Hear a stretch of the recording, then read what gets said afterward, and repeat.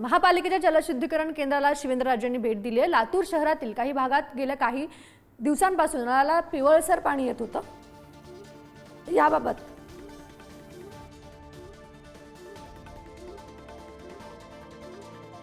आज थोडीफार त्या म्हणजे सगळ्याची पाणी आपला जो ट्रीटमेंट प्लांट आहे त्याची पाणी आम्ही सगळ्यांनी केली। कलेक्टर मॅडम वगैरे सगळे जिथं आहेत, इरिगेशनचे सगळे अधिकारी आहेत। थोडंफार धरणातनं पण येताना पाणी आता उन्हाळा वाढल्यामुळं तिथंसुद्धा जरा पाणी जे आहे ते खराब येतं, कधी कधी जास्त गढूळ येतं।